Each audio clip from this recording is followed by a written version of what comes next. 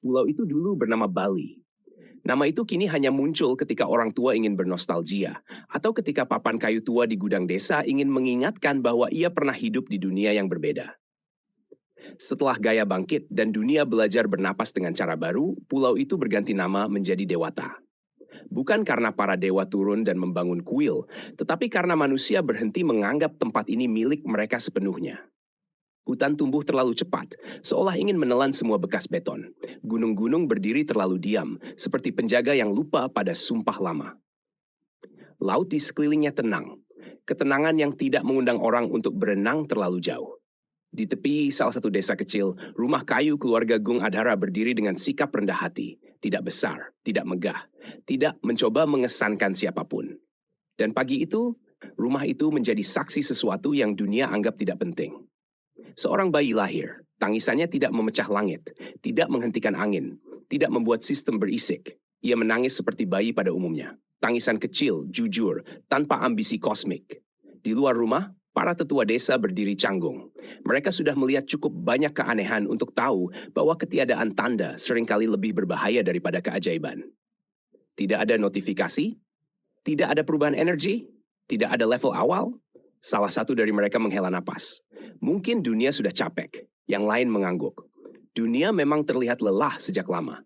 Di dalam rumah, ibu bayi itu memeluk anaknya dengan tangan gemetar. Ia tidak tahu apa itu sistem primal, tidak paham tentang keseimbangan kosmik. Ia hanya tahu anaknya hangat, hidup, dan nyata. "Kita beri nama apa?" tanya ayahnya. Ia tidak membawa harapan besar dalam suaranya, hanya rasa takut yang sopan. "Hope," jawab istrinya pelan. Nama itu terdengar terlalu ringan, terlalu bersih. Dan tepat saat itu sistem primal berhenti sepersekian detik. Bukan karena rusak, bukan karena terancam, melainkan karena tidak tahu harus menulis apa. Level, akar energi, tidak terdefinisi. Sistem mencoba mengisi kolom kosong itu. Gagal. Ia mengulang prosesnya. Gagal lagi. Akhirnya, seperti birokrat tua yang sudah terlalu sering menghadapi kasus aneh, sistem memilih jalan aman, menyimpan bayi itu dalam diam. Hope menguap. Ia tidak tahu bahwa dunia baru saja gagal memahaminya. Ia hanya tahu bahwa susu datang terlalu lambat dan hidup ini agak kurang sopan. Hari-hari berlalu. Hope tumbuh tanpa kejutan, dan itu membuat banyak orang gelisah. Anak-anak lain mulai memamerkan angka level kecil mereka seolah itu jimat keberuntungan. Mereka berlari, berlatih, dan bermimpi menjadi petualang besar. Hope duduk di tanah. Ia memandangi semut. Ia memandangi daun. Ia memandangi cara dunia bergerak tanpa memintanya ikut campur. Anak itu malas, kata orang-orang. Tidak punya ambisi, kata yang lain. Helena, naga emas kecil yang melayang tak terlihat, menyeringai setiap kali mendengarnya. Malas bukan dosa, gumamnya. Bodoh yang berisik jauh lebih mematikan. Hope tumbuh dengan cara yang sunyi. Ia tahu kapan hujan turun tanpa melihat langit. Ia tahu kapan hutan berubah mood. Ia tahu bahwa suara tertentu di malam hari bukan ancaman, melainkan peringatan. Ia belajar satu hal sejak dini, yang berisik seringkali mati lebih cepat. Pada usia 5 tahun, Hope berdiri di depan gundukan tanah baru. Tidak ada monster, tidak ada perang, tidak ada kejadian besar. Hanya penyakit kecil yang dunia anggap sepele. Seseorang dari keluarganya pergi. Hope tidak menangis lama. Ia berdiri diam, memperhatikan bagaimana tanah menutup sesuatu yang kemarin masih bicara. Dunia tidak berhenti, sistem tidak memberi kompensasi. Helena menunggu ledakan emosi, yang datang hanya satu kalimat pelan. Kalau dunia tidak mencatat kehilangan, kata Hope, berarti aku yang harus mengingatnya. Sejak hari itu, Hope lebih sering ke hutan, bukan untuk menjadi kuat, tetapi untuk memastikan ia tidak hilang begitu saja. Hari itu, saat Hope berusia 7 tahun, hutan terlalu sunyi. Tidak ada burung, tidak ada serangga. Angin pun bergerak seperti tamu yang tidak ingin ketahuan. Helena langsung tegang. Ada sesuatu. Hope sudah tahu, tanah di bawah kakinya terasa waspada. Seorang pria berdiri di batas hutan. Ia tidak membawa aura, tidak membawa tekanan. Wajahnya tidak menua, tidak muda, hanya penuh jejak waktu yang tidak mau pergi. Aku Parasurama, katanya. Hope menatapnya, lalu menatap ubi bakar di tangannya. Aku sedang makan, jawab Hope jujur. Parasurama tersenyum tipis. Senyum seseorang yang sudah ribuan tahun tidak tersinggung. Kau terlalu sunyi untuk anak seusiamu, katanya. Dan dunia tidak menyukai yang tidak bisa dikategorikan. Ia mengulurkan pedang hitam sederhana. Black Destroyed, katanya. Ia tidak membuatmu pahlawan. Ia hanya memastikan kau tidak mati bodoh. Hope memegang pedang itu. Tidak ada cahaya, tidak ada sistem. Namun di dalam dirinya, sesuatu yang tidak pernah tidur membuka mata. Hope menghela napas kecil. Aku hanya ingin hidup tenang. Parasurama mengangguk. Itulah sebabnya kau harus belajar bertarung. Dan tanpa gemuruh, tanpa legenda, tanpa izin dunia, seorang anak yang ingin hidup sederhana resmi dipanggil oleh takdir yang tidak pernah ia pesan. Malam yang tidak mengajarkan ampunan. Malam di Dewata datang tanpa suara. Tidak ada senja dramatis, tidak ada warna langit yang berlebihan. Matahari hanya pergi begitu saja, seolah lelah menonton manusia yang terus mengulang kesalahan. Api kecil menyala di depan gubuk kayu tua di pinggir hutan. Kayunya basah, apinya enggan membesar, seperti dunia yang sedang setengah hati. Hope duduk di atas batu datar, kaki menggantung. Black Destroy tergeletak di sampingnya. Pedang itu terlihat mengecewakan. Tidak berkilau, tidak berat, tidak memancarkan aura apapun yang bisa dibanggakan di depan anak-anak desa. Jika pedang punya kepribadian, yang ini jelas tipe yang tidak suka diperhatikan. Hope menatapnya lama. Kalau kau pedang legendaris, gumamnya, kau buruk sekali dalam pemasaran. Helena terkekeh. Pedang itu tidak butuh reputasi. Semua orang butuh reputasi, balas Hope. Kalau tidak, dunia akan menginjakmu. Dan kau sudah mempelajari itu di usia 7 tahun, jawab Helena datar. Luar biasa menyedihkan. Hope mengangkat bahu. Aku cepat belajar. Parasurama berdiri beberapa langkah dari api, tubuhnya tegak, tangannya terlipat di belakang punggung. Ia tidak duduk, tidak bersandar, tidak tampak lelah. Seolah waktu sendiri enggan menuntut bayaran darinya. Kita mulai, katanya. Hope menoleh. Sekarang? Parasurama mengangguk. Musuh tidak peduli kau mengantuk. Hope mendesah pelan. Dunia ini memang tidak sopan. Parasurama melemparkan sebilah kayu ke arah Hope. Refleks Hope bergerak sebelum pikirannya sempat memprotes. Ia menghindar setengah langkah. Kayu itu meleset tipis dari pipinya dan jatuh ke tanah. Parasurama tidak bereaksi. Kau tidak mengangkat pedang, katanya. Aku tidak diserang, jawab Hope. Kau diserang, balas Parasurama tenang. Hanya belum terluka. Hope mengernyit. Itu beda. Tidak, kata Parasurama. Perbedaannya hanya ditentukan oleh jarak waktu. Ia melempar lagi, lebih cepat. Hope mengangkat Black Destroyed secara refleks. Kayu itu mengenai bilah pedang, tidak terpotong, hanya terpental. Getarannya menjalar ke tangan Hope, membuat lengannya kesemutan. Aduh, pegang pedangmu seperti kau memegang hidupmu, kata Parasurama. Dengan niat bertahan, bukan gaya. Helena melayang mendekat. Kau mendengar itu? Bertahan, bukan menang. Hope mengangguk pelan. Latihan berlanjut. Tidak ada jurus indah, tidak ada posisi megah. Parasurama tidak mengajarkan bentuk, hanya reaksi. Kayu datang dari sudut aneh, kadang dari belakang, kadang dari tanah. Kadang hanya sebuah langkah maju yang terlalu dekat. Hope jatuh, bangkit, jatuh lagi. Tanah dingin, lutut perih, tangan gemetar. Aku tidak kuat, kata Hope di sela napas. Parasurama menatapnya. Aku tahu, itu bukan hinaan, itu fakta. Kalau begitu, kenapa kau memilihku? Tanya Hope. Parasurama terdiam sejenak. Api berkretak pelan di antara mereka. Karena kau tahu itu, jawabnya akhirnya. Yang merasa kuat biasanya mati lebih cepat. Hope tertawa kecil, tawa pendek yang terdengar lebih seperti batuk. Itu alasan yang buruk. Itu alasan yang jujur. Latihan berhenti saat bulan naik lebih tinggi.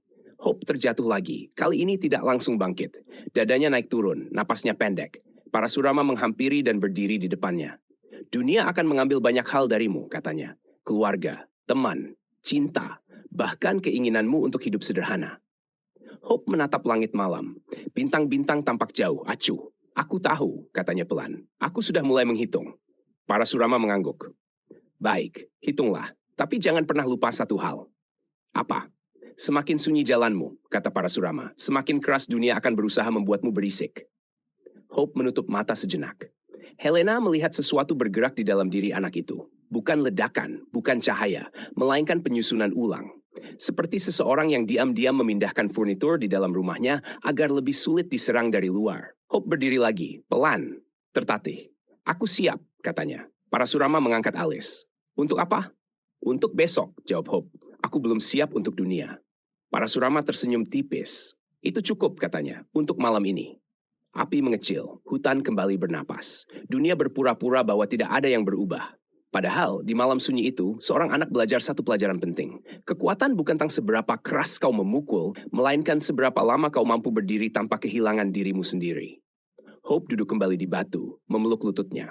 Black Destroyed bersandar di sampingnya, diam, setia, dan sama malasnya dengan pemiliknya. Helena melayang di atas kepalanya. Kau masih ingin hidup tenang? Tanyanya. Hope menguap menatap api yang hampir mati. Iya, jawabnya. Tapi sepertinya dunia ingin aku membayarnya mahal. Helena tersenyum kecil. Malam itu Dewata tidak tahu, sistem tidak mencatat. Dunia tidak bertepuk tangan. Namun sesuatu mulai terbentuk. Perlahan, diam-diam, dan sangat sulit dihancurkan. Orang yang pergi itu adalah ibunya. Bukan karena monster. Bukan karena perang. Bukan karena dunia sedang kejam secara spektakuler. Ia mati karena penyakit ringan. Terlalu ringan untuk dianggap ancaman. Terlalu sepele untuk membuat sistem turun tangan. Demam yang datang perlahan, napas yang semakin pendek, dan tubuh yang akhirnya menyerah tanpa pernah meminta maaf. Pagi itu, Hope duduk di ambang pintu rumah kayu, kakinya menggantung, menatap kabut yang belum sepenuhnya naik dari tanah. Bau kayu basah bercampur dengan aroma nasi yang tidak lagi disentuh siapapun. "Bangunin ibumu?" tanya seseorang pelan dari dalam rumah. "Biar nanti," jawab ayahnya dengan suara yang dipaksakan tenang. Dia capek. Hope tidak bertanya lagi. Ia sudah tahu. Ketika selimut akhirnya ditarik, tidak ada teriakan, tidak ada tangisan besar. Wajah ibunya terlihat damai, damai dengan cara yang membuat Hope mengerti bahwa semua cerita sudah selesai diceritakan. Hope berdiri terlalu dekat. Ia menyentuh tangan itu. Dingin, tidak mengejutkan. Dingin yang jujur, tanpa niat menyakiti. "Oh," gumamnya pelan, "begini rasanya." Tidak ada notifikasi sistem, tidak ada pesan kehilangan telah tercatat. Dunia tetap berjalan seperti biasa. Angin bergerak, daun jatuh, ayam berkokok tanpa rasa bersalah. Helena berdiri di belakangnya, sayap emas kecilnya terlipat rapat. "Kau boleh menangis," katanya lembut. Hope menggeleng. "Nanti." Pemakaman berlangsung sederhana. Tanah jatuh ke atas peti kayu, satu persatu, seperti jam yang berdetak terlalu keras. Hope tidak menangis. Ia mendengarkan suara itu dengan saksama, menyimpannya di tempat yang tidak bisa disentuh siapapun. Malamnya, ia duduk di dekat api kecil yang hampir mati. "Kalau aku mati nanti," tanya Hope tiba-tiba, "apa dunia akan mencatatku?" Helena terdiam cukup lama. "Iya," katanya akhirnya, "tapi tidak seperti yang kau bayangkan." Hope mengangguk pelan. "Kalau begitu," katanya, "aku ingin hidup cukup lama untuk diingat, setidaknya oleh orang yang penting." Setelah itu, rumah terasa lebih besar. Bukan karena ruang bertambah, tetapi karena suara berkurang. Tidak ada lagi langkah kaki ibunya di pagi hari. Tidak ada suara napas lelah saat duduk. Tidak ada omelan kecil yang terdengar menyebalkan, tapi menenangkan. Hope bangun lebih pagi. Bukan karena rajin, tetapi karena tidak ada lagi suara yang membangunkannya. Ia membantu tanpa diminta. Mengambil air, menyiapkan kayu, membersihkan lantai. Tidak ada yang memujinya, tidak ada yang menegurnya. Dunia tidak merasa perlu memberi komentar. "Dia berubah," bisik orang-orang. Helena mengamati dari atas balok kayu. "Bukan berubah," gumamnya. "Dia sedang belajar menyimpan." Hope makan lebih sedikit, tidur lebih lama, bicara seperlunya. Suatu sore, Parasurama datang tanpa suara. "Kau tidak berlatih hari ini," katanya. Hope mengangguk. "Aku capek." Parasurama menatapnya lama. "Ibumu." Hope tidak menyangkal. "Kehilangan pertama," lanjut Parasurama, "selalu datang tanpa peringatan, dan selalu meninggalkan lubang yang tidak bisa diisi kekuatan." Hope menggambar garis kecil di tanah dengan jarinya. Angin segera menghapusnya. "Itu sebabnya," kata Parasurama, "jangan pernah mengisi lubang itu dengan kebencian." Latihan malam itu berlangsung lebih lambat, lebih pendek. Dan untuk pertama kalinya, Parasurama tidak memerintahkan Hope bangkit terlalu cepat ketika ia jatuh. Beberapa hari kemudian, Hope menemukan sebuah sendok kayu di sudut rumah, retak di gagangnya. Tidak indah, tidak bernilai, benda yang seharusnya dibuang. Ia memegangnya lama. "Itu punya ibumu," kata ayahnya pelan. Hope mengangguk. Ia tidak berkata apa-apa. "Kenapa benda kecil terasa berat?" tanya Hope malam itu. Helena duduk di bahunya. Karena mereka tidak pernah minta ditinggal. Hope menyimpan sendok itu di kantong kecil bajunya. Sejak hari itu, Hope mulai menyimpan hal-hal kecil. Bukan emas, bukan core, bukan senjata, potongan kain, batu datar, sendok kayu retak. Hal-hal yang tidak akan dipedulikan dunia, tetapi cukup penting untuk satu anak yang tidak ingin lupa. Parasurama memperhatikan kebiasaan itu. "Kau menambah beban," katanya. Hope mengangguk. "Supaya aku tidak lupa kenapa aku bertahan." Parasurama tidak melarang. Ia tahu beberapa beban harus dibawa, atau seseorang akan lupa caranya menjadi manusia. Malam itu hujan turun pelan. Hope berdiri di bawah atap bocor, menatap air jatuh satu persatu. "Aku tidak mau lupa," katanya. "Melupakan apa?" tanya Helena. "Ibu. Perasaan waktu dunia tidak peduli. Dan rasa kecil ini." Ia terdiam sejenak, lalu berkata pelan, "Aku mau jadi kuat, tapi aku tidak mau jadi kosong." Parasurama mendengar itu dari kejauhan. Ia tidak ikut campur. Karena di momen kecil itu, Hope membuat keputusan yang lebih penting daripada menerima pedang. Ia memilih untuk tetap merasa, meski tahu itu akan menyakitkan. Beberapa bulan setelah pemakaman, Hope berdiri di batas hutan dewata. Rumah kayu itu terlihat lebih kecil dari sini. Ayahnya berdiri di ambang pintu, tidak melarang, tidak menahan. Parasurama menunggu di antara pepohonan. Helena melayang di sisi Hope. Kalau kau melangkah lebih jauh, kata Helena, kau tidak akan kembali sebagai anak yang sama. Hope menggenggam Black Destroyed. Aku sudah bukan anak yang sama sejak ibu pergi, jawabnya. Ia melangkah. Tidak ada upacara. Tidak ada perpisahan panjang. Hanya seorang anak kecil yang meninggalkan jejak pertama menuju dunia yang tidak pernah berniat memberinya kedamaian. Tidak ada cahaya yang turun di pulau ini. Tidak ada angin yang berubah arah. Hutan tetap bernapas seperti biasa, seolah tidak tertarik pada apapun yang baru saja lahir. Namun di tempat lain, tanah terasa lebih berat dari biasanya. Awan menggantung terlalu lama, dan hujan yang seharusnya turun memilih untuk menunggu. Dunia tidak mengatakan apa-apa. Ia hanya berhenti sejenak, seperti seseorang yang baru sadar telah melewatkan sesuatu kemarin. Sehari setelah Hope lahir, dunia akhirnya memutuskan untuk bersuara. Sebelum kisah ini melangkah lebih jauh, izinkan aku berhenti sejenak. Namaku Mahayadu. Aku bukan sekadar pencerita. Aku penulis dari kisah besar ini. Dan apa yang sedang kau dengarkan bukan hanya cerita. Ini adalah kisahmu. Bukan kisah masa lalu. Bukan dongeng yang aman.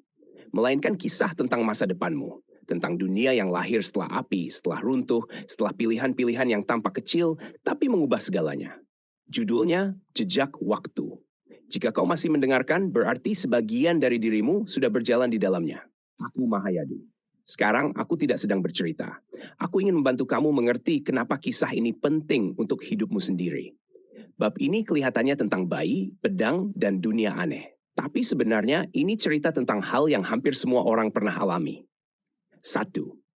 Hidup tidak menunggu. Kita siap Hope lahir tanpa tanda. Tidak ada keajaiban, tidak ada peringatan. Kenapa? Karena hidup juga seperti itu. Kita tidak pernah siap lahir di keluarga tertentu, siap kehilangan orang yang kita sayangi, siap menghadapi tanggung jawab yang tiba-tiba datang. Tapi hidup tetap jalan. Bab ini mengingatkan satu hal sederhana. Kamu boleh tidak siap, tapi hidup tetap akan datang. Dan itu bukan kesalahanmu.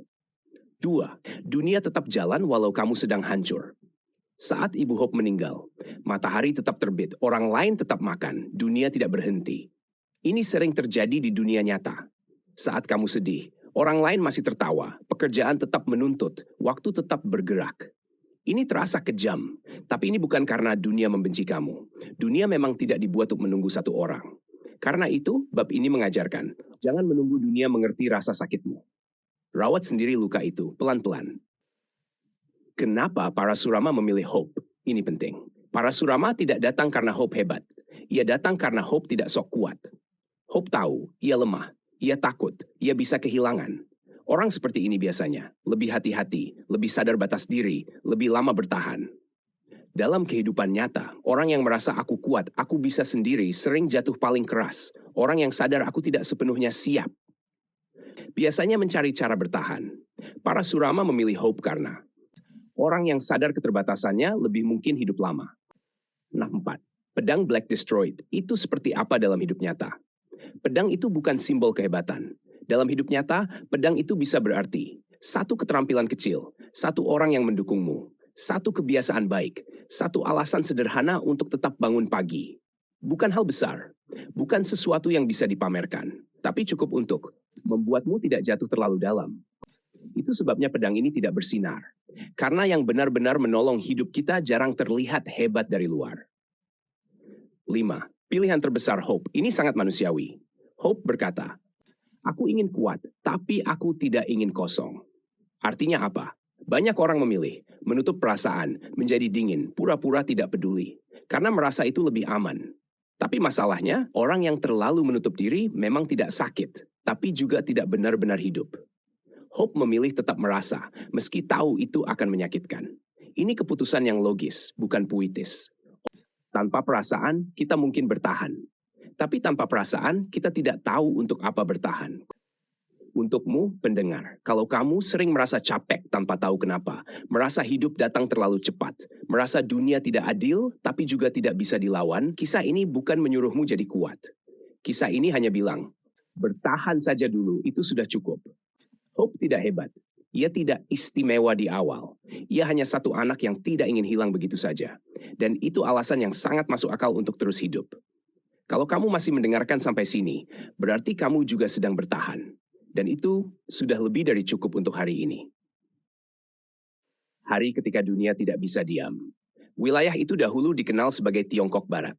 Nama lama yang masih tersisa di arsip kusam dan ingatan orang-orang yang kebetulan berumur panjang.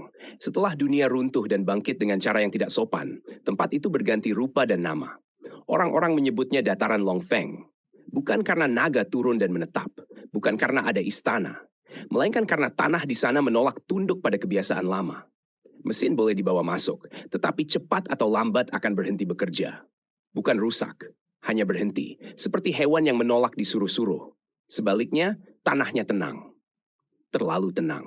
Qi mengalir tanpa terburu-buru, seperti sungai tua yang tidak lagi peduli kemana ia akan bermuara. Orang-orang Longfeng hidup mengikuti irama itu. Mereka bertani, bermeditasi, dan berbicara seperlunya. Dunia baru sudah mengajari mereka satu hal sederhana. Yang terlalu keras biasanya tidak bertahan lama. Pagi itu, kabut turun lebih rendah dari biasanya. Bukan kabut yang cantik, kabut yang membuat dada terasa berat seolah udara lupa berbagi ruang.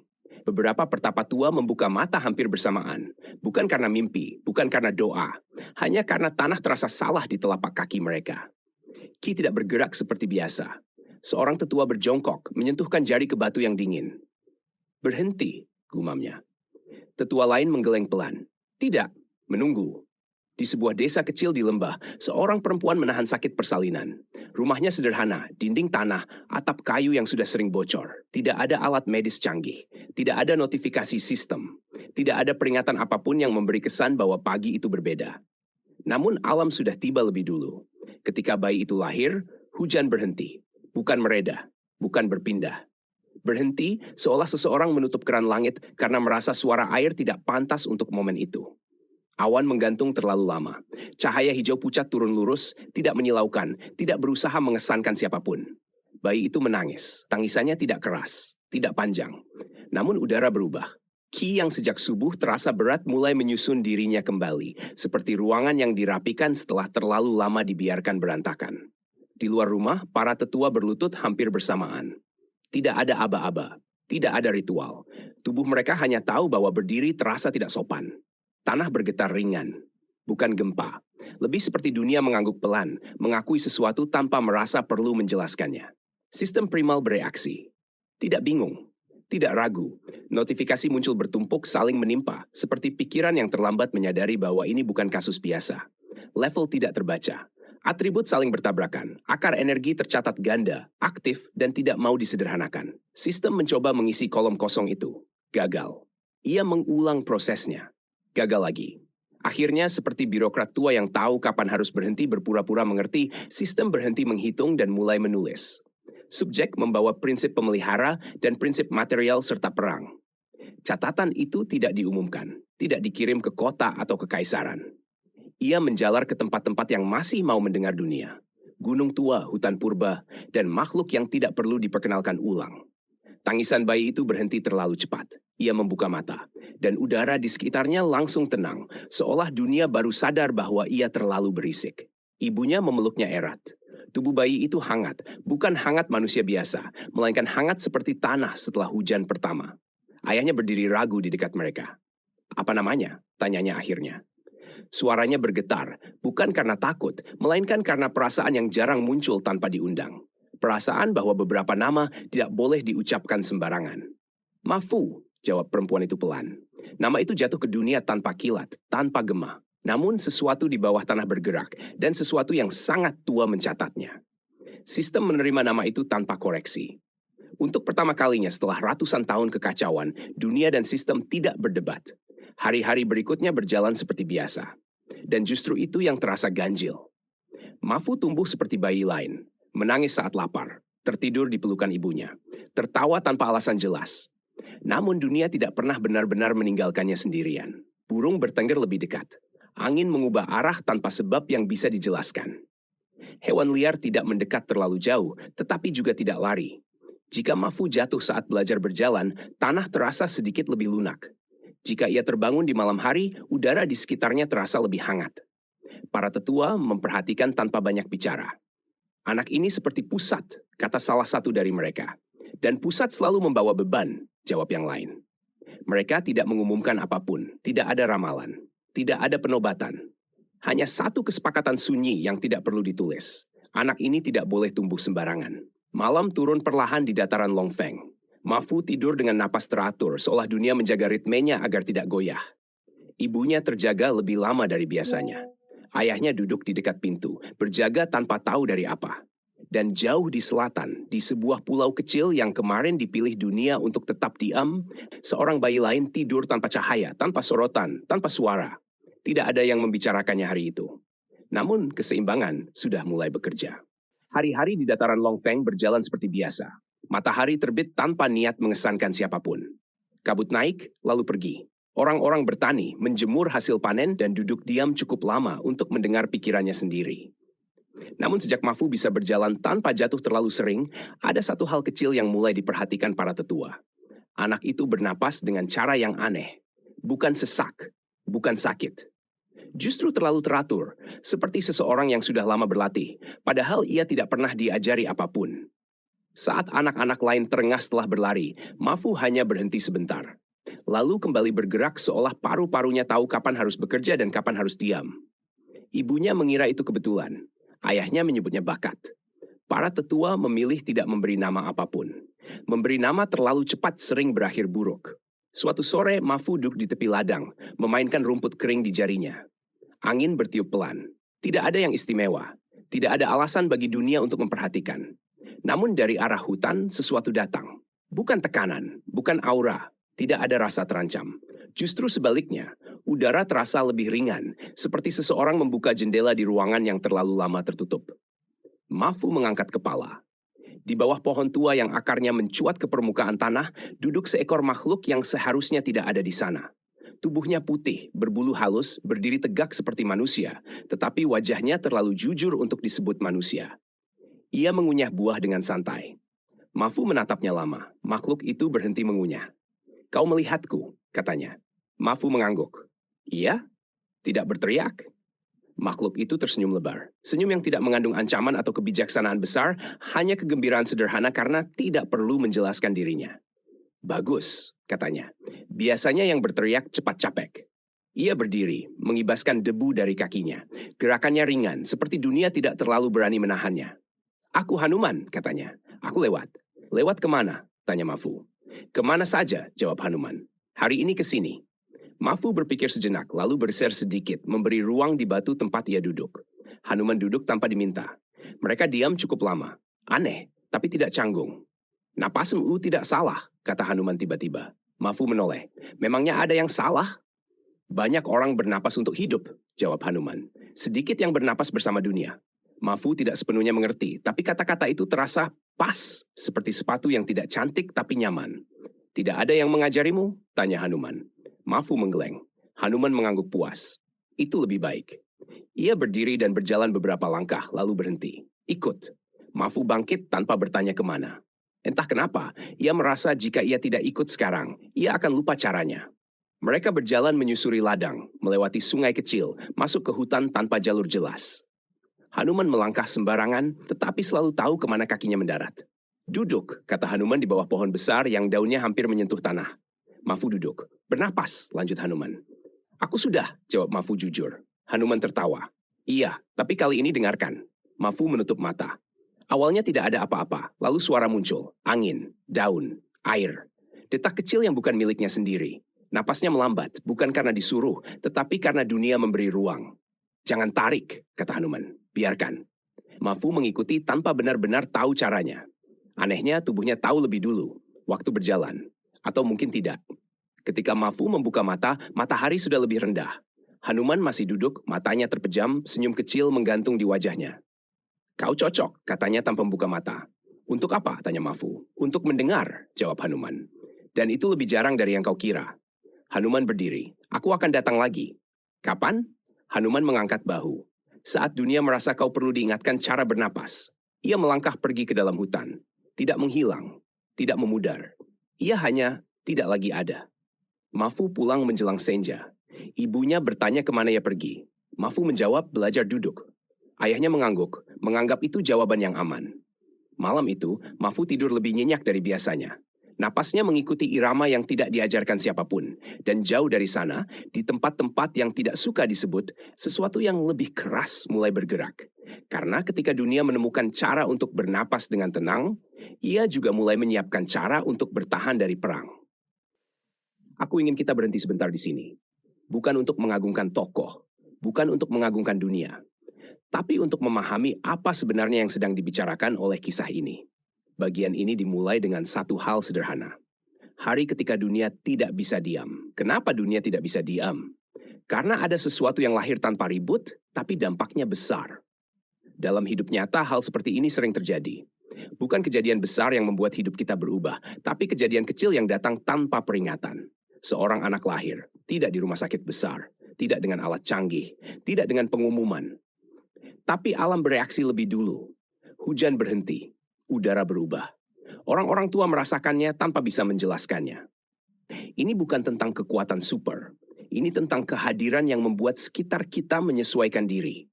Dalam hidup sehari-hari, kamu pasti pernah bertemu orang seperti ini. Orang yang tidak banyak bicara, tidak pamer, tidak mencari perhatian. Tapi entah kenapa, suasana jadi tenang saat ia ada. Orang jadi lebih hati-hati. Konflik tidak mudah meledak. Mafu adalah gambaran ekstrem dari hal itu. Ia lahir bukan sebagai penakluk, melainkan sebagai penyeimbang. Itu sebabnya sistem bingung. Karena dunia kita terbiasa mengukur segalanya dengan angka. Kuat atau lemah, cepat atau lambat, untung atau rugi. Padahal ada manusia yang fungsinya bukan menang, melainkan menjaga agar semuanya tidak runtuh. Di hidup nyata, orang seperti ini sering tidak dianggap hebat. Padahal tanpa mereka, keluarga berantakan, tim pecah, lingkungan jadi berisik dan saling melukai. Sekarang kita masuk ke bagian Hanuman. Hanuman tidak datang membawa ajaran rumit. Ia tidak memberi teknik. Ia tidak memberi target. Ia hanya memperhatikan satu hal, cara Mafu bernapas. Ini penting, karena di dunia nyata, masalah banyak orang bukan kurang kuat, tapi terlalu tegang. Kita bernapas untuk bertahan hidup, tapi jarang bernapas untuk hadir. Kita hidup sambil memikirkan besok, menyesali kemarin, dan lupa bahwa tubuh kita sedang di sini. Mafu bernapas dengan teratur bukan karena diajari, tapi karena ia tidak melawan dunia. Hanuman menyukai itu. Ajaran Hanuman sangat sederhana. Jangan menarik napas dengan paksa, jangan mengatur hidup dengan keras, jangan memaksa dirimu menjadi sesuatu terlalu cepat. Biarkan. Itu terdengar malas. Padahal itu sangat sulit. Karena membiarkan berarti tidak panik, tidak reaktif, tidak langsung melawan setiap tekanan. Dalam kehidupan sehari-hari, ini berarti kamu tidak perlu menjawab semua hinaan, tidak semua masalah harus diselesaikan hari ini, tidak semua ketakutan perlu dilawan dengan marah. Hanuman tidak mengajari Mafu cara bertarung, ia mengajari Mafu cara mendengar. Karena orang yang tidak bisa mendengar cepat capek, cepat marah, cepat hancur. Orang yang bisa mendengar, tahu kapan maju, tahu kapan berhenti, tahu kapan cukup. Itulah sebabnya Hanuman berkata, yang berteriak biasanya cepat capek. Ini bukan tentang suara. Ini tentang hidup yang terlalu berisik. Kalau hidupmu terasa melelahkan, seringkali bukan karena terlalu berat, tapi karena kamu terus menarik napas dalam-dalam tanpa pernah menghembuskannya dengan tenang. Mafu belajar duduk, belajar diam, belajar bernapas. Dan itu jauh lebih berguna daripada belajar menang lebih cepat. Bagian ini ingin menyampaikan satu hal yang sangat manusiawi. Tidak semua orang ditakdirkan menjadi pedang. Sebagian orang adalah napas. Tanpa napas, pedang tidak berguna. Tanpa ketenangan, kekuatan hanya mempercepat kehancuran. Kalau kamu pendengar yang sering merasa tidak menonjol, merasa peran-peranmu kecil, merasa hidupmu hanya menjaga agar semuanya tidak rusak, kisah ini sedang bicara tentangmu. Kamu mungkin bukan orang yang paling keras, tapi mungkin kamu adalah alasan kenapa dunia di sekitarmu belum runtuh. Dan itu lebih penting dari yang sering kita sadari. Mari kita bedah percakapan ini pelan-pelan, bukan sebagai adegan cerita, tapi sebagai cermin hidup. Ketika Hanuman berkata, "Kau melihatku," dan Mafu menjawab, "Iya." Lalu Hanuman bertanya, "Tidak berteriak?" Dan Mafu membalas, "Kenapa harus?" Percakapan ini terlihat sederhana, tapi di sini ada sikap hidup yang sangat jarang. Mafu melihat sesuatu yang asing, sesuatu yang tidak masuk akal, sesuatu yang seharusnya membuat panik. Namun ia tidak bereaksi berlebihan. Ia tidak berteriak, ia tidak lari. Ia hanya menerima bahwa sesuatu sedang ada di depannya. Dalam hidup nyata, banyak masalah terasa besar bukan karena masalahnya, tapi karena reaksi pertama kita adalah panik. Kisah ini sedang berkata bahwa tidak semua hal asing adalah ancaman. Kadang, kepanikan justru lebih berbahaya daripada masalah itu sendiri. Lalu Hanuman berkata, biasanya yang berteriak cepat capek. Ini bukan ejekan, ini pengamatan hidup. Orang yang hidupnya penuh reaksi, penuh emosi, penuh ledakan, biasanya paling cepat kehabisan tenaga. Dalam kehidupan sehari-hari, orang yang mudah marah cepat lelah. Orang yang hidupnya penuh drama cepat burnout. Hidup yang terlalu berisik menguras energi lebih cepat daripada hidup yang berat. Tenang bukan berarti lemah. Tenang berarti tidak boros tenaga. Ketika Hanuman berkata, napasmu tidak salah. Lalu Mafu bertanya, memangnya ada yang salah? Dan Hanuman menjawab, banyak orang bernapas untuk hidup. Sedikit yang bernapas bersama dunia. Disinilah inti ajaran muncul. Banyak orang hidup dengan tubuh yang selalu tegang, napas pendek, pikiran lari kemana-mana. Kita hidup seolah selalu siap bertarung, bahkan saat tidak perlu. Bernapas bersama dunia artinya tidak terus melawan keadaan. Tahu kapan cukup, tahu kapan berhenti memaksa diri. Hidup bukan hanya soal bertahan, tapi soal tidak terus-menerus melawan. Saat Hanuman bertanya, tidak ada yang mengajarimu, dan Mafu menggeleng. Lalu Hanuman berkata, itu lebih baik. Ini terdengar aneh, tapi sangat dalam. Mafu bernapas dengan benar, bukan karena teknik, bukan karena pelatihan, tapi karena tubuhnya belum rusak oleh kebiasaan buruk. Dalam hidup, kita sering terlalu banyak diajari cara hidup, terlalu banyak aturan, terlalu banyak tuntutan, sampai lupa mendengar tubuh sendiri. Hanuman tidak mengatakan Mafu hebat. Ia mengatakan Mafu belum rusak. Tidak semua kemajuan datang dari belajar. Sebagian datang dari tidak keburu salah. Ketika Hanuman berkata, duduk, bernapas, dan Mafu menjawab, aku sudah. Lalu Hanuman berkata, iya. Tapi kali ini dengarkan. Di sini ditekankan bahwa bernapas bukan sekadar menarik dan menghembuskan. Bernapas adalah mendengarkan. Banyak orang makan tanpa merasakan, bekerja tanpa sadar, hidup tanpa hadir. Kita melakukan segalanya, tapi tidak benar-benar ada di sana. Hidup yang tidak didengarkan perlahan menjadi beban. Saat Hanuman berkata, jangan tarik. Biarkan, ini adalah ajaran tentang melepaskan kendali. Kita sering memaksa diri untuk kuat, memaksa diri ikhlas, memaksa diri sembuh, memaksa diri baik-baik saja. Padahal ada hal-hal yang pulih dengan dilepas, tenang dengan dibiarkan, selesai dengan waktu. Tidak semua masalah selesai dengan usaha lebih keras. Beberapa selesai ketika kita berhenti menekan diri sendiri. Ketika Hanuman berkata, kau cocok, dan Mafu bertanya, untuk apa? Lalu Hanuman menjawab, untuk mendengar. Ini adalah penegasan peran hidup. Mafu tidak dipilih untuk memimpin, menyerang, atau menang. Ia dipilih untuk mendengar. Dalam hidup, tidak semua orang harus berada di depan. Tidak semua orang harus paling kuat. Tidak semua orang harus paling terlihat. Ada orang yang perannya menenangkan, menjaga keseimbangan, dan mencegah kehancuran sebelum terjadi. Dunia tidak hanya butuh orang kuat. Dunia butuh orang yang tahu kapan harus diam. Dan ketika Hanuman berkata, aku akan datang lagi, lalu Mafu bertanya, kapan? Dan Hanuman menjawab, saat dunia merasa kau perlu diingatkan cara bernapas. Ini adalah pengingat terakhir. Hanuman tidak selalu hadir. Ia datang saat Mafu mulai lupa caranya hidup tenang. Dalam hidup, kita sering lupa diri saat sibuk, lupa bernapas saat dikejar target, lupa kenapa kita bertahan. Pengingat tidak selalu datang sebagai guru. Kadang datang sebagai sakit, kehilangan, kelelahan, atau momen sunyi. Jangan tunggu dunia memaksa kamu berhenti. Belajarlah berhenti sebelum hancur. Keseluruhan bagian ini mengajarkan satu hal yang sangat jarang dibicarakan. Tidak semua orang ditakdirkan menjadi senjata. Sebagian orang ditakdirkan menjadi ketenangan. Dan ketenangan bukan kelemahan. Ketenangan adalah fondasi dari kekuatan yang tidak merusak. Jika kamu merasa hidupmu sederhana, tidak menonjol, dan sering hanya menjaga agar semuanya tetap utuh, kisah ini tidak merendahkanmu. Kisah ini sedang berkata bahwa dunia mungkin tidak bertepuk tangan. Jika Hanuman datang seperti napas yang mengingatkan dunia cara tenang, maka Aswatama datang seperti luka lama yang menolak sembuh. Tidak ada tanda ketika ia pertama kali hadir. Tidak ada kabut aneh. Tidak ada perubahan arah angin. Tidak ada rasa tertekan yang biasa mendahului kedatangan sesuatu yang berbahaya. Dunia tidak memberi peringatan karena dunia sendiri tampak enggan mengakui kehadirannya. Yang berubah hanya satu hal kecil. Suatu pagi, burung-burung tidak bernyanyi, bukan karena takut, bukan karena ada predator. Mereka hanya diam, seperti tahu bahwa suara mereka tidak akan dihargai hari itu. Mafu sedang membantu ayahnya di ladang ketika ia berhenti bergerak. Tangannya masih memegang alat tani, tetapi napasnya melambat dengan cara yang berbeda dari biasanya. Bukan tenang seperti bersama Hanuman, melainkan waspada, seperti tubuh yang mengingat sesuatu sebelum pikiran sempat menyusul. Ayahnya menoleh. Kenapa? Mafu menggeleng. Tidak tahu. Ia hanya tahu tanah di bawah kakinya terasa lebih keras. Tidak padat, keras. Seperti sudah terlalu sering diinjak oleh orang-orang yang tidak punya pilihan selain maju. Di tepi ladang, seseorang berdiri. Ia tidak besar, tidak mengintimidasi. Bahkan pakaiannya sederhana, lusuh, seperti prajurit yang lupa kapan terakhir kali berhenti berperang. Rambutnya hitam kusut, wajahnya penuh garis-garis yang bukan milik usia, melainkan milik waktu yang tidak memberi kesempatan untuk beristirahat. Matanya yang membuat udara terasa berat. Bukan karena marah, bukan karena benci, karena terlalu banyak melihat kematian untuk peduli menunjukkannya lagi. Anak itu, kata pria itu pelan, menunjuk Mafu. Suruh ke sini.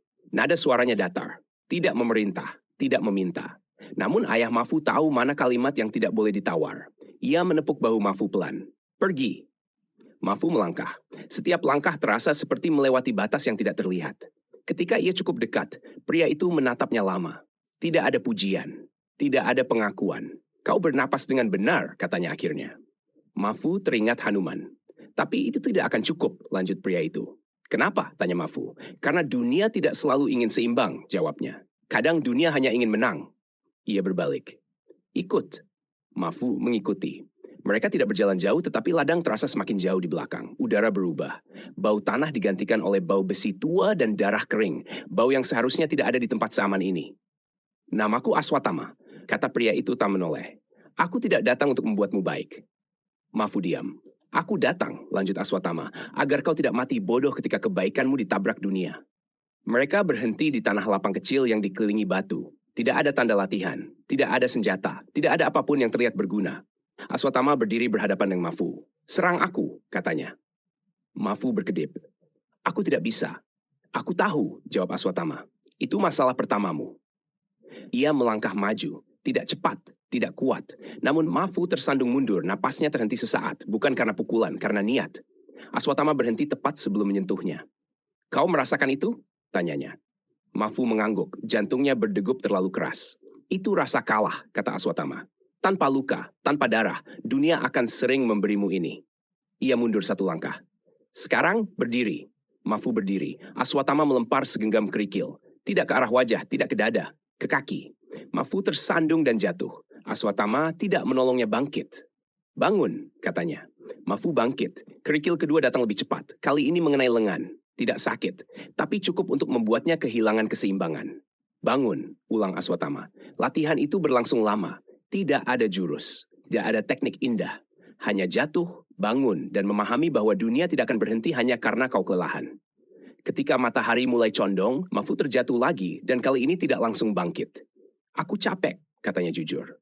Aswatama menatapnya. Bagus, itu berarti kau masih hidup. Ia berjongkok di depan Mafu. Dengarkan baik-baik, Hanuman mengajarkanmu cara hidup bersama dunia. Aku akan mengajarkanmu cara hidup ketika dunia memutuskan kau salah. Mafu menelan ludah. Apakah aku akan menyakiti orang? Tanyanya. Aswatama terdiam sejenak. Tidak, katanya akhirnya. Jika kau belajar dengan benar. Maaf tapi, kau akan melihat banyak orang menyakiti dirimu. Dan kau tidak boleh runtuh setiap kali itu terjadi. Ia berdiri. Aku akan datang lagi, katanya. Dan setiap kali aku datang, dunia akan terasa lebih berat. Mafu mengangguk pelan. Aswatama berjalan pergi, tidak menghilang, tidak berpamitan. Ia hanya meninggalkan bau tanah keras dan perasaan yang tidak ingin cepat hilang. Malam itu, Mafu pulang dengan langkah lambat. Ibunya mengobati luka kecil di lengannya. Ayahnya tidak bertanya. Saat Mafu berbaring, napasnya tidak setenang biasanya. Tidak seimbang, tidak indah. Namun untuk pertama kalinya, ia memahami sesuatu yang tidak pernah diajarkan oleh Hanuman. Menjaga dunia berarti siap berdiri saat dunia berhenti bersikap lembut. Dan di tempat lain, di jalur sunyi yang berbeda, seorang anak lain belajar pelajaran yang serupa, dengan cara yang jauh lebih kejam. Mereka yang tidak datang sendiri, Hanuman datang tanpa suara.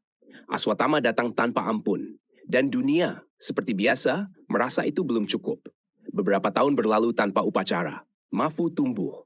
Tubuhnya menguat dengan cara yang tidak mencolok, tidak besar, tidak menakutkan. Ia tidak terlihat seperti anak yang sedang dipersiapkan untuk sesuatu yang besar. Ia terlihat seperti anak desa yang rajin membantu, jarang mengeluh, dan terlalu sering terdiam. Namun orang-orang Longfeng mulai memperhatikan hal kecil yang tidak bisa mereka jelaskan dengan bahasa biasa. Jika Mafu lewat, perdebatan mereda. Jika Mafu duduk, suara menjadi lebih pelan. Jika Mafu terluka, udara di sekitarnya terasa ikut menahan napas. Ia tidak memerintah siapapun. Ia tidak mencoba menjadi pusat. Namun dunia pelan-pelan menggeser dirinya mengelilingi anak itu. Hanuman datang sesekali, duduk, mengajak bernapas. Mengajarkan cara mendengar sebelum berbicara, cara menahan sebelum menarik, cara memahami bahwa tidak semua luka perlu ditutup dengan kekuatan. Aswatthama datang lebih jarang, tetapi setiap kedatangannya meninggalkan jejak lebih lama. Latihan semakin keras. Bukan karena Mafu lemah, melainkan karena dunia di luar sana tidak peduli pada niat baik. Kau terlalu lembut, kata Aswatthama suatu sore. Mafu mengangguk. Aku tahu. Kenapa tidak kau perbaiki? Tanya Aswatthama. Karena kalau aku menghilangkannya, jawab Mafu pelan, aku tidak tahu apa yang tersisa. Aswatthama tidak tersenyum, tetapi ia juga tidak membantah. Suatu hari, sesuatu yang berbeda terjadi. Bukan latihan, bukan napas, melainkan suara. Bukan suara keras, bukan suara yang memanggil. Hanya gumaman kecil yang terdengar seperti seseorang sedang mengomentari dunia tanpa berharap ada yang mendengar. Tempat ini terlalu serius. Mafu berhenti melangkah. Di atas batu besar dekat sungai, seekor kucing duduk dengan posisi yang terlalu rapi untuk disebut kebetulan. Tubuhnya ramping, bulunya abu keperakan, dan sepasang mata tajam menatap Mafu dengan ekspresi tidak terkesan. Ia mengenakan pakaian tipis dan membawa pedang kecil di pinggangnya. Kucing itu menguap. Kau berdiri seperti orang yang belum pernah disindir, katanya. Mafu berkedip. Kau bisa bicara. Kucing itu mendesah. Biasanya yang pintar memang lama menyadarinya. Mafu tidak mundur, ia juga tidak maju. Ia hanya berdiri dan menunggu dunia memberi konteks. Aku Geng Parwa, lanjut kucing itu. Dan sebelum kau bertanya, iya, aku sudah hidup terlalu lama. Tidak, aku tidak berniat menjelaskannya sekarang. Mafu mengangguk. Baik. Jawaban itu membuat Parwa terdiam sejenak. Hah, gumamnya. Kau aneh. Aku sering dibilang begitu. Parwa tertawa kecil. Bagus, dunia terlalu penuh orang normal. Ia melompat turun dari batu dan berjalan mengelilingi Mafu, menilai dari ujung kepala hingga kaki. Kau membawa bau Hanuman, katanya, dan jejak Aswatthama. Mafu mengangguk lagi. Kalau begitu, Parwa melanjutkan, aku datang untuk mengajarimu hal yang tidak diajarkan dua makhluk sok penting itu. Apa? Tanya Mafu. Parwa berhenti di depannya. Bagaimana bertahan hidup tanpa menjadi martir? Mafu terdiam. Parwa menyeringai. Kau pikir semua penjaga dunia mati dengan terhormat? Tidak. Banyak yang mati konyol karena terlalu serius. Mereka berjalan bersama sore itu. Parwa bicara banyak. Tentang perang yang bodoh, tentang raja yang sok suci, tentang dunia yang suka menghukum orang baik lebih cepat daripada orang jahat. Mafu mendengarkan. Dan untuk pertama kalinya sejak lama, ia tertawa kecil. Beberapa hari setelah itu, sesuatu yang lain datang. Tidak keras, tidak tiba-tiba. Hanya rasa diawasi dengan cara yang terlalu rapi. Mafu merasakannya di hutan dekat sungai. Langkahnya berhenti tanpa alasan jelas. Udara terasa bersih. Terlalu bersih. Keluar saja, kata Parwa santai. Kami bukan mangsa. Dari balik pepohonan, seorang perempuan melangkah keluar. Telinganya panjang, kulitnya pucat, rambutnya hijau pucat seperti daun muda. Pakaiannya sederhana, tetapi setiap jahitannya menyimpan disiplin yang tidak main-main. Aku Lyria Foreza, katanya, penjaga pohon dunia. Parwa mendengus. Dan tentu saja kau datang dengan gaya dramatis. Lyria meliriknya dingin. Dan kau masih hidup, dunia memang tidak adil. Mafu menatap mereka bergantian. Apakah aku melakukan sesuatu yang salah? Lyria menggeleng. Tidak. Justru sebaliknya. Ia menatap Mafu lama. Terlalu lama untuk sopan, terlalu singkat untuk penilaian akhir. Kau terlalu penting untuk dibiarkan tumbuh tanpa arah, katanya. Mafu menghela napas pelan. Aku hanya ingin membantu. Lyria mengangguk. Dan itulah sebabnya kami datang. Parwa menyeringai. Mereka berdiri bertiga di bawah naungan pohon tua. Tidak ada sumpah, tidak ada kontrak, tidak ada janji heroik. Hanya tiga makhluk yang memahami satu hal yang sama, meski dengan cara berbeda. Dunia sedang menyiapkan sesuatu. Dan anak ini berada tepat di tengahnya. Malam itu, Mafu duduk sendirian di depan rumah. Ia memandangi langit tanpa mencari jawaban besar. Ia tidak memilih jalan ini, ia tidak memintanya. Namun dunia terus mengirimkan orang-orang yang tidak bisa ia abaikan. Di jalur sunyi lain, seorang anak lain juga mulai mengumpulkan hal-hal yang akan menemaninya berjalan. 2 jalur, 2 cara bertahan. Dan dunia untuk pertama kalinya sejak lama merasa sedikit lebih siap. Sekarang kita sampai pada bagian yang jauh lebih keras.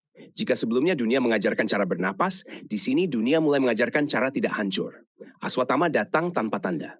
Itu penting. Dalam hidup nyata, hal yang benar-benar mengubah kita jarang datang dengan peringatan. Bukan lewat pidato, bukan lewat mimpi aneh, tapi lewat satu pagi biasa ketika sesuatu terasa salah. Burung tidak bernyanyi. Itu bukan bahaya besar, tapi tubuh tahu. Dalam kehidupan sehari-hari, ini seperti saat kamu bangun dan merasa tidak enak tanpa tahu alasannya. Tidak sakit, tidak takut, tapi ada kewaspadaan yang tidak bisa dijelaskan. Itu tubuhmu mengingat pengalaman lama sebelum pikiranmu sempat menyusul. Aswatama adalah representasi dari kenyataan pahit yang tidak diajarkan dengan lembut. Ia bukan datang untuk membuat Mafu lebih baik. Ia datang agar Mafu tidak mati bodoh. Kalimat itu sangat penting. Banyak dari kita tumbuh dengan ajaran untuk menjadi baik, sabar, pengertian, dan menahan diri. Tapi jarang ada yang mengajarkan bagaimana tetap berdiri ketika kebaikan itu ditabrak dunia. Aswatama tidak memukul Mafu. Ia tidak menyakitinya secara langsung. Ia hanya membuat Mafu merasakan niat kalah. Itu pelajaran yang sangat nyata dalam hidup. Seringkali kita jatuh bukan karena pukulan, tapi karena kita merasa lebih kecil. Kita merasa sudah kalah sebelum apapun terjadi. Kita merasa tidak layak melawan keadaan. Dan dunia sering memberi kita rasa kalah ini tanpa luka, tanpa darah, tanpa tanda. Tapi efeknya lebih dalam. Latihan Aswatama tidak indah. Tidak ada jurus, tidak ada pujian, hanya jatuh, bangun, dan dipaksa memahami satu hal yang sering kita tolak. Dunia tidak berhenti karena kamu capek. Kalimat, aku capek dijawab dengan bagus. Itu berarti kau masih hidup. Ini keras. Tapi jujur, dalam hidup, rasa capek adalah tanda bahwa kita masih bergerak. Yang berbahaya bukan capek, tapi mati rasa. Aswatama ingin Mafu lelah, tapi tidak hancur. Terluka, tapi tidak runtuh. Perbedaan ajaran Hanuman dan Aswatama sangat jelas. Hanuman mengajarkan cara hidup bersama dunia. Aswatama mengajarkan cara hidup saat dunia memutuskan kamu salah. Ini 2 sisi kehidupan yang sama-sama nyata. Ada hari di mana kita cukup bernapas dan mendengar. Ada hari di mana kita harus berdiri meski tidak ada yang lembut. Ketika Mafu bertanya apakah ia akan menyakiti orang dan Aswatama menjawab tidak, itu adalah garis penting. Aswatama bukan mengajarkan kekerasan. Ia mengajarkan ketahanan, agar Mafu tidak runtuh setiap kali disakiti. Lalu datang bagian berikutnya, tahun-tahun berlalu. Mafu tidak menjadi besar, tidak menjadi menakutkan, tidak terlihat seperti pahlawan. Tapi dunia mulai menyesuaikan diri dengannya. Ini sangat dekat dengan kehidupan nyata. Ada orang yang tidak memimpin, tapi membuat suasana tenang. Ada orang yang tidak bicara banyak, tapi konflik mereda saat ia hadir. Ada orang yang tidak mencolok, tapi ketiadaannya terasa berat. Itu bukan kebetulan. Itu tanda seseorang belajar menahan diri cukup lama. Hanuman datang mengajarkan napas. Aswatama datang mengajarkan berdiri. Dan Mafu memilih satu hal yang sangat manusiawi ketika Aswatama menyebutnya terlalu lembut. Ia berkata, jika kelembutan itu dihilangkan, ia tidak tahu apa yang tersisa. Ini bukan kelemahan, ini keberanian. Banyak orang menjadi keras karena takut kehilangan dirinya. Mafu sadar bahwa jika ia mengeras terlalu jauh, ia akan kehilangan alasan bertahan. Lalu datang Parwa. Parwa adalah suara yang sering hilang dalam cerita kepahlawanan. Ia mengajarkan bertahan tanpa menjadi martir. Bahwa terlalu serius bisa membunuhmu lebih cepat daripada musuh. Dalam hidup nyata, ini suara yang berkata, kamu tidak harus menderita untuk menjadi benar. Kamu tidak harus hancur untuk dianggap baik. Kamu tidak harus mati demi dunia yang tidak selalu tahu berterima kasih. Tertawa kecil Mafu bersama Parwa adalah tanda penting. Itu bukan kelalaian, itu katup tekanan. Tanpa itu, orang baik sering patah lebih dulu. Lalu datang Liria. Disiplin, penjagaan, tanggung jawab besar. Ia tidak datang karena Mafu salah. Ia datang karena Mafu terlalu penting untuk dibiarkan tumbuh tanpa arah. Ini sering terjadi dalam hidup. Saat tanggung jawab datang bukan karena kita minta, tapi karena apa yang kita lakukan mulai memengaruhi banyak hal. Dan akhirnya, tidak ada sumpah, tidak ada kontrak, tidak ada janji heroik. Hanya pengakuan sunyi bahwa dunia sedang menyiapkan sesuatu dan Mafu berada di tengahnya.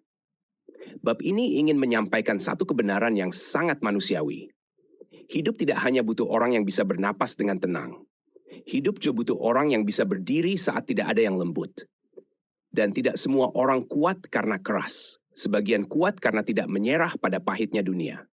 Jika kamu pendengar yang merasa hidupmu sering menuntut lebih keras dari yang kamu sanggup, kebaikanmu sering disalahpahami, dan dunia jarang memberi jeda, bab ini tidak sedang menyuruhmu berubah menjadi keras. Bab ini hanya berkata, belajarlah berdiri tanpa kehilangan alasan kenapa kamu memilih tetap baik. Dan itu adalah pelajaran yang tidak pernah diajarkan dengan lembut. Ketika burung-burung tidak bernyanyi, itu bukan dialog, tapi itu bahasa dunia. Filosofinya sederhana tapi dalam. Dunia jarang berteriak ketika bahaya datang. Dunia lebih sering diam. Dalam hidup nyata, masalah besar sering didahului hal kecil yang terasa aneh. Suasana berubah. Orang tiba-tiba dingin. Tubuh merasa tidak nyaman tanpa sebab jelas. Pelajarannya adalah, jangan meremehkan keheningan yang tidak biasa. Kadang intuisi lebih jujur daripada logika. Ketika ayah Mafu bertanya, kenapa? Dan Mafu menjawab, tidak tahu. Ini bukan ketidaktahuan. Ini kejujuran. Banyak orang memaksa jawaban agar terlihat mengerti, padahal tubuh sudah tahu lebih dulu daripada pikiran. Filosofinya adalah tidak tahu bukan kelemahan. Mengabaikan rasa tidak tahu justru berbahaya. Dalam hidup, mengakui aku tidak tahu kenapa, tapi ada yang salah, sering menyelamatkan kita dari keputusan buruk. Saat Aswatama berkata, anak itu suruh ke sini, tanpa memerintah dan tanpa meminta, ini mengajarkan satu hal penting tentang otoritas sejati. Orang yang benar-benar berbahaya tidak perlu meninggikan suara. Dalam dunia nyata, ancaman paling serius jarang datang dengan teriakan. Mereka datang dengan kalimat datar dan pilihan yang tidak terasa seperti pilihan. Pelajarannya, jangan menilai bahaya dari volume suara, tapi dari ketiadaan ruang untuk menolak. Ketika Aswatama berkata, kau bernapas dengan benar, lalu melanjutkan, tapi itu tidak akan cukup. Di sini terjadi benturan besar antara dua kebenaran hidup. Bernapas dengan benar, hidup tenang, dan seimbang memang penting. Tapi tidak selalu cukup. Dunia nyata tidak selalu adil. Kadang kita sudah hidup benar, tapi tetap disalahkan. Filosofinya adalah, hidup baik tidak menjamin hidup aman. Saat Mafu bertanya, kenapa? Dan Aswatama menjawab, karena dunia tidak selalu ingin seimbang. Kadang dunia hanya ingin menang. Ini adalah kalimat yang sangat keras tapi jujur. Banyak orang tumbuh dengan harapan bahwa jika kita baik, dunia akan baik kembali. Kenyataannya tidak selalu begitu. Dunia sering tidak peduli niat. Dunia hanya melihat hasil. Pelajarannya, jangan menggantungkan keselamatan hidupmu pada keadilan dunia. Ketika Aswatama berkata, serang aku, dan Mafu menjawab, aku tidak bisa. Lalu Aswatama berkata, aku tahu, itu masalah pertamamu. Ini bukan soal bertarung. Ini tentang ketidakmauan melawan. Banyak orang tidak jatuh karena kalah, tapi karena tidak pernah mencoba berdiri melawan tekanan. Filosofinya, menolak melawan bukan selalu tanda damai, kadang tanda belum siap menghadapi kenyataan. Saat Mafu tersandung hanya karena niat Aswatama, dan Aswatama berkata, itu rasa kalah, tanpa luka, tanpa darah. Dunia akan sering memberimu ini. Ini sangat dekat dengan kehidupan nyata. Banyak kegagalan tidak meninggalkan luka fisik, tapi meninggalkan rasa kecil, minder, dan tidak berdaya. Dunia sering membuat kita merasa kalah sebelum benar-benar bertarung. Pelajarannya, jangan mengira kamu aman hanya karena belum terluka. Rasa kalah yang tidak disadari bisa melumpuhkan lebih lama. Ketika Aswatama melempar kerikil ke kaki, bukan ke wajah atau dada, itu adalah simbol penting. Dunia jarang menyerang langsung. Dunia lebih sering menjatuhkan kita lewat hal kecil. Salah paham, kejadian remeh, tapi cukup untuk membuat kita jatuh. Filosofinya, yang menjatuhkan kita sering bukan pukulan besar, tapi gangguan kecil yang berulang. Saat Aswatama berkata berulang kali, bangun tanpa menolong, ini bukan kejam, ini realitas. Dunia tidak selalu membantu kita bangkit. Kadang tidak ada yang mengulurkan tangan. Pelajarannya pahit tapi penting. Kamu harus belajar berdiri tanpa menunggu pertolongan atau kamu akan lama di tanah. Ketika Mafu berkata, aku capek, dan Aswatama menjawab, bagus, itu berarti kau masih hidup. Ini adalah pelajaran yang jarang dibicarakan. Capek bukan tanda gagal. Capek adalah tanda kamu masih bergerak. Yang berbahaya adalah saat kamu tidak merasa capek lagi. Karena itu biasanya berarti kamu sudah mati rasa. Filosofinya, jangan takut capek, takutlah kehilangan rasa. Saat Aswatama berkata, Hanuman mengajarkanmu cara hidup bersama dunia. Aku akan mengajarkanmu cara hidup ketika dunia memutuskan kau salah. Ini adalah inti konflik batin manusia. Ada hari di mana kita bisa hidup tenang. Ada hari di mana kita harus bertahan walau disalahkan. Kedua hal ini sama pentingnya. Hidup tidak bisa dijalani hanya dengan satu cara. Ketika Mafu bertanya, apakah aku akan menyakiti orang? Dan Aswatama menjawab, tidak, jika kau belajar dengan benar. Ini garis moral yang jelas. Kuat bukan berarti kejam. Bertahan bukan berarti menyakiti. Filosofinya, kekuatan sejati adalah kemampuan menahan diri saat kita mampu membalas. Saat Mafu berkata, jika ia menghilangkan kelembutannya, ia tidak tahu apa yang tersisa. Ini adalah salah satu kalimat paling manusiawi. Banyak orang menjadi keras karena takut terluka lagi. Tapi seringkali yang tersisa setelah kita membuang kelembutan hanyalah kehampaan. Pelajarannya, jangan bertahan dengan cara menghilangkan dirimu sendiri. Ketika Parwa berkata, bagaimana bertahan hidup tanpa menjadi martir, ini adalah kritik terhadap romantisasi penderitaan. Dunia sering memuji orang baik yang menderita, tapi jarang melindungi mereka. Filosofinya sederhana, kamu tidak wajib hancur untuk dianggap benar. Saat Parwa berkata, dunia terlalu penuh orang normal. Ini bukan ejekan. Ini pengingat bahwa kepatuhan buta sering menciptakan kerusakan yang lebih besar. Orang yang sedikit aneh, sedikit bertanya, sedikit tertawa, sering menjadi rem alami bagi kegilaan massal. Ketika Lyria berkata, kau terlalu penting untuk dibiarkan tumbuh tanpa arah. Ini adalah momen ketika tanggung jawab datang tanpa diminta. Dalam hidup nyata, ini terjadi saat tindakan kecil kita mulai memengaruhi orang lain. Filosofinya, tanggung jawab tidak selalu datang karena ambisi, sering datang karena dampak. Dan akhirnya, ketika tidak ada sumpah, tidak ada kontrak, dan tidak ada janji heroik, itu adalah pesan terakhir. Hidup jarang memberi penutupan yang rapi. Yang ada hanya pengakuan sunyi bahwa sesuatu sedang bergerak, dan kita berada di tengahnya. Keseluruhan percakapan ini mengajarkan satu kebenaran yang sangat dekat dengan hidup pendengar. Menjadi baik saja tidak cukup. Menjadi kuat saja berbahaya. Yang sulit adalah menjadi kuat tanpa kehilangan alasan kenapa kamu memilih tetap baik. Dan itu adalah pelajaran yang hanya bisa dipelajari dari hal-hal yang tidak pernah diajarkan dengan lembut. Sebelum kita melangkah lebih jauh, izinkan aku berhenti sejenak. Jika sampai titik ini kamu masih mendengarkan, berarti ada bagian dari dirimu yang ikut berjalan bersama kisah ini. Dan untuk itu, terima kasih. Jika kisah ini membuatmu berhenti sebentar dan berpikir, jika ada satu kalimat yang terasa dekat dengan hidupmu, jika ada satu bagian yang membuatmu menatap diri sendiri lebih jujur, aku mengundangmu untuk memberi dukungan sederhana. Tekan tombol subscribe, beri like, dan bagikan kisah ini kepada orang lain yang mungkin sedang lelah, bingung, atau diam-diam mencari makna. Bukan untuk algoritma semata, tapi agar kisah ini bisa sampai ke orang yang membutuhkannya. Jejak waktu bukan sekadar cerita tentang dunia lain. Ia adalah cermin kecil untuk manusia nyata yang sedang hidup hari ini. Manusia yang sedang bekerja, bertahan, jatuh, bangkit, dan menunggu masa depan dengan perasaan yang campur aduk. Mungkin kisah ini hanya fiksi. Mungkin ini hanya hiburan. Tapi mungkin juga ini adalah peringatan yang datang lebih awal. Atau bahkan sebuah ramalan yang tidak datang dengan suara keras. Karena masa depan jarang datang sebagai ledakan besar. Ia sering datang pelan, lewat perubahan kecil pada cara kita bernapas, cara kita bertahan, dan cara kita memilih untuk tetap menjadi manusia. Semoga kisah ini bisa menemanimu, bukan untuk membuatmu merasa hebat, tapi untuk membantu kita semua menjadi sedikit lebih sadar, sedikit lebih utuh, dan sedikit lebih siap menghadapi hari esok. Terima kasih sudah mendengarkan, perjalanan ini masih panjang.